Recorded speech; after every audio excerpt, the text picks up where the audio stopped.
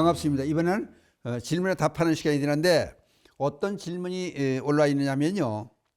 그 전생과 이생에 같이 볼 수 있는 예가 있으면 하나 소개해 주세요. 그래서 우선적으로 우리가 객관적으로 볼 수 있으면 모든 사람들이 다 알 수 있는 그런 얘기를 하는 게 좋겠다 싶어서 김유신 장군의 전생에 관한 얘기를 간단히 할까 그럽니다. 너무나 잘 아는 분이니까 김유신 장군의 전생 얘기를 택한 것은 모든 분들이 아니까 마음에 와 닿으리라 보고 이런 말씀을 드립니다. 여러분들 잘 아시듯이 김유신 장군은 595년에 태어나서 673년에 세상을 떠났던 삼국 통일의 1등 공신이 된 김춘추하고 같이 김유신 장군이 언제든지 같이 얘기가 되는 그런 분입니다. 아버지는 김서연이고 만명부인이 어머니인데 그 아버지 김서연이라는 사람은 멸망 가야 출신이에요. 가야. 그 망한 가야 출신의 왕손을 그 정조부가 금강가야의 마지막 아닌 구의 왕이었고 할아버지는 김무력에 섰다. 그리고 만명부인은 진흥왕의 동생인 숙쿨종의 딸이었었다. 그러니까 이제 어울리지 않는 사람들의 두 분이 그러니까 흔히 그 결혼을 승낙할 수 없는 그런 사람들이었었어요. 그래서 그런데 김유신 장군이 이제 김유신 장군의 아버지 김서연이가 김서연 김유신 장군의 아버님 되는 분이 길에서 만명부인을 만나게 돼. 진흥왕의 동생인 숙쿨종의 딸인 만명부인을 만나서 그냥 한눈에 반해버린 거예요. 요새 말로 생각하면 그냥 한 번 보고 저 사람이 내 부인 될 사람의 인연을 알고 사랑하는 사이가 돼요. 근데 이제 그거를 이쪽 집안에서는 그러니까 어머니 되는 집안에서는 왕족이니까 인정을 안 하는 거예요. 저쪽은 김유신 장군의 아버지 김서연은 멸망한 가야족에서 그쪽의 후손이니까 인정을 안 하는 거예요. 그게 못 만나게 해요. 그랬더니 그 이제 그냥 못 만나게 말로만 하는 게 아니라 한 사람을 가둬놔요. 가둬놓고 못 만나게 하려고 만명분을 가둬놓는데 그리고 이제 그 살신을 시켜서 이제 하인들을 시켜서 경비를 세워요. 어디 못 나게 하고 그러니까 김유신 장군의 아버지를 만나지 못하게 해라. 그래가지고 세워놓는데 천둥번개에서 벼락을 치고 그냥 난리가 나. 그 통에 딸이 도망을 나와요. 만명이 도망 나가지고 그 다음에 김유신 장군의 아버지가 김서연이가 저 진천 지방에 이제 군수로 임명돼 가는데 같이 가요. 쫓아가 몰래 사랑 찾아 산말리면서 쫓아가서 같이 살다가 진천읍 그 상계리 계양마리하는 곳에서 김유신 장군이 출생을 해요. 지금도 가면 계양마을이 있고요. 그 저쪽에 가면 농다리라고 있더라. 그 근처에 전에 한번 가다 보니까 김유신 장군의 그 장군이 태어난 터가 있고 유호비라고 하는 1983년에 이제 비석을 세워놨어요. 주변에 그 이제 우물토도 있고 또 김유신 장군이 무술 연습을 하고 말타기를 했다는 치마디가 있고 태실 그 태를 묻던 태실도 있고 460m는 태령상 정상에서 산 정상에서 김유신 장군이 무술 연마를 했다는 거예요. 거기서 그 이제 신이 나타나서 그 김유신 장군의 무술을 가르쳐 줬다는 거 아니에요. 근데 얘기는 어떻게 돌아가냐면은 김유신 장군의 그 훌륭한 업적은 뭐 다 아니까 여러분께 설명드릴 저건 아니지만 간단하게 말씀을 그냥 지나가는 말로 드려보면은 그 609년에 진평한 31년에 15살에 화랑이 됐어요. 그 다음에 35살 때 낭비성 전투에서 고려 군사를 물리치고 그 다음에 50세에서 상장군에서 백제 군과의 전투에서 전공을 크게 세워요. 그 다음 53세 53살 때 반영을 깨한 비남 염종의 반군을 토벌하고 무산성 감유성에서 침입한 백제군을 물리쳐요. 그 다음에 54살 때 다음 해에 어떻게 하냐면 백제의 대량주를 초부수고 12성을 함락을 시켜요. 그 다음에 60세에 김춘추를 왕으로 추대를 해요. 그 다음에 66살에 당나라 소정방과 연합해서 백제를 멸망시키고 69살에 백제 부흥군을 토벌을 해요. 그 다음에 672년에 78세를 일기로 사망을 해요. 근데 문제는 아까 얘기했던 전생에 관한 말씀을 드린다고 그랬었잖아요. 전생에 무슨 얘기가 있냐면 김유신 장군이 화랑이었을 때 화랑다 가운데 그 백석이라는 사람이 있었어요. 근데 김유신 장군이 고려 백조 두 나라를 정복하고 삼국 통일하는 그런 염원이 있었던 거예요. 이제 화랑에서 열심히 이제 이제 훈련을 하고 있었는데, 백석이라는 사람이 그 김유신 장군의 뜻을 알고 그렇다면은 고구려를 멸망시키려면 고구려의 사정을 알아야 되지 않습니까? 그럼 저하고 같이 백석이라는 화랑의 머릿속에 같이 있던 한 사람이 백석이라는 사람이 김유신 장군한테 권해요. 같이 고구려를 갑시다 우리. 가가지고 적을 알아야 우선 전쟁에 이길 수 있지 않습니까? 그러니까 그걸 염탐하기 위해서 같이 가자고 제안을 해요. 그 가만히 얘기 들으면 옳은 말 아니에요. 그래서 같이 가는 길을 떠나는데, 지금 옛날 공화천 그래, 지금은 영천 지방이에요. 거기에 이르러서 이제 노숙을 하게 된 거지 말하자면. 그랬더니 세 여자가, 낭자가 나타나요. 백성 몰래, 저 사람 몰래 제가 긴히 드릴 말씀이 있습니다. 그러는 거예요. 우리들은 자신들을 속에 세 낭자가 자신들, 우리는 내림, 혈내, 고라라고 하는 사람인데, 세 지방의 호국신이다. 호국신, 산신이라는 거예요. 호국신인데, 지금 당신이 가고 있는, 고를 가고 있는 것은 백석이란 저 사람이 바로 적국 고구려의 첩자인데, 같이 끌려갔다는 죽임을 당하고 당신이 염원하는 삼국 통일의 여망은 깨집니다. 그러니까 어떻게 하시겠습니까? 그 사실을 알려줘요.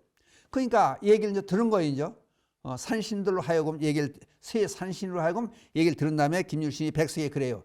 내가 다른 나라를 가는데 긴히 가져가야 될 정보를 가져갈 기록한 문서가 있는데 그걸 깜빡 놓고 왔다. 그러니까 다시 집으로 돌아가야 되겠다. 그걸 오다 보니까 급히 오다 보니까 놓고 왔는데 그걸 같이 가져와야 되겠다. 그냥 같이 가자. 그래서 백석을 타독골에 가지고 같이 데리고 와요. 집으로 데리고 와서 그다음 묶어놓고 이제 취조를 해요. 그랬더니 백석이라는 사람이 얘기를 해요. 사실은 제가 고구려 사람이 맞습니다. 맞는데 이제 그 해유도 시키고 뭐 협박도 하고 이렇게 고문도 하고 이제 갖가지 방법을 이제 다 썼겠죠. 그랬더니 사실은 김유신 장군 당신이 옛날에 고구려의 추남이라고 하는 이름이 추남이에요. 추남이라는 유명한 점수가 있었다. 전생 얘기를 해주는 거예요, 이제. 그런데 고구려의 국경에서 강이 거꾸로 흘러가는 기이한 현상이 일어났었다. 그러니까 이것이 하도 이상, 강물이 거꾸로 흘러가는 게 이게 도대체 어떻게 된 일이냐? 이거를 이 사람들을 알다 보니까 이유를 알지 못하다 보니까 추남이라고 하는 당신의 전생을 당신에게 물어봤다. 고구려 왕이. 그랬더니 그 왕의 부인이 음행을 저지르는 거예요. 그러니까 그게 일종의 벌로, 인과응보로 그게 이제 잘못 강이 거꾸로 흘러가는 그런 이상한 현상을 보여서 그걸 바로잡기 위해서 이제 왕의 부인이 그런 짓을 하니까 그러니까 잘못 바람을 피우고 그러니까 그거를 바로잡기 위해서 강이 거꾸로 가는 현상이 강물이 거꾸로 흘러가는 현상이 잠깐 나타났던 거다. 그러니까 이게 그럼 왕분이 가만히 있겠어요?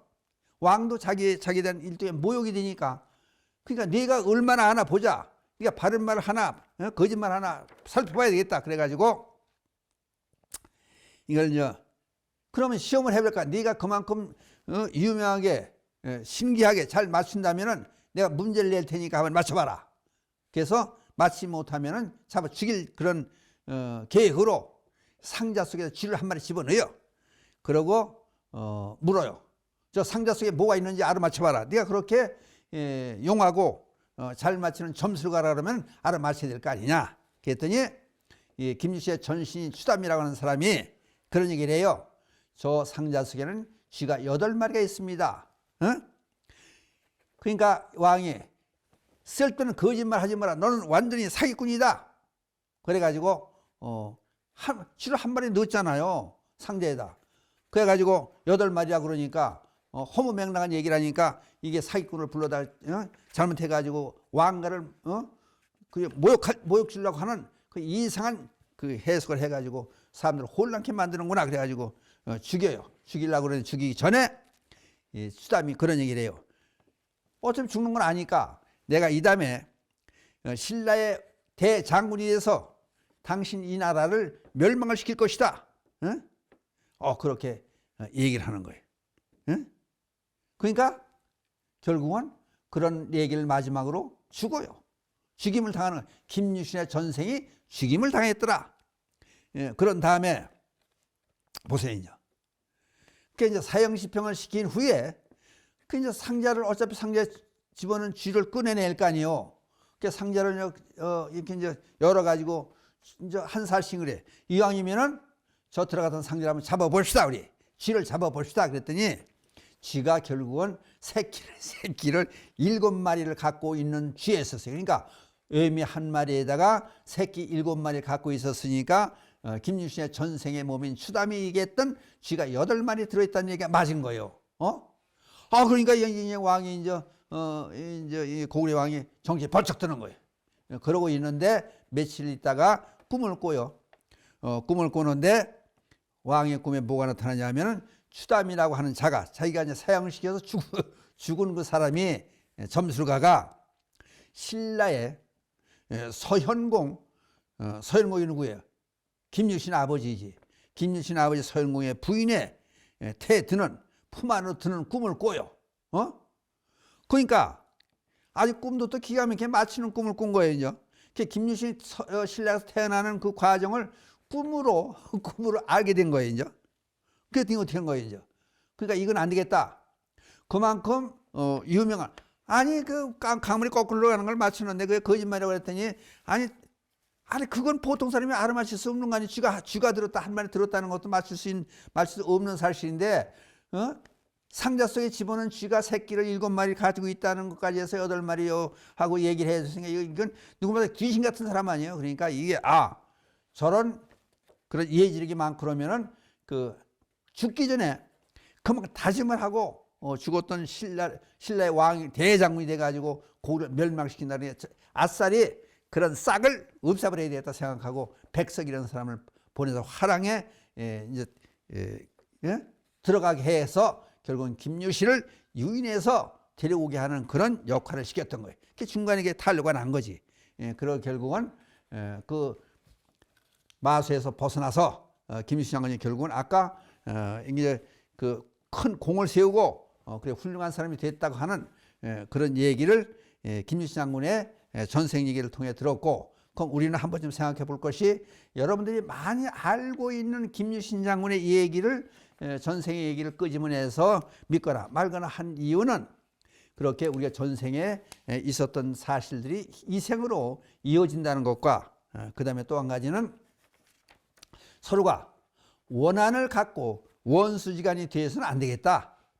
그런 얘기를 제가 여러분께 드리는 메시지로 아시고 한번 생각해 보셔서 하는 그런 뜻에서 오늘은 김유신의 전생의 얘기를 질문에 답하는 시간으로 여러분께 말씀을 드렸습니다.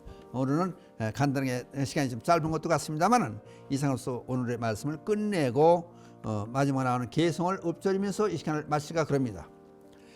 불보살님의 자비감이 늘 함께 하셔서 이 땅의 불국 정토가 되어지이다. 나무불 나무성 감사합니다.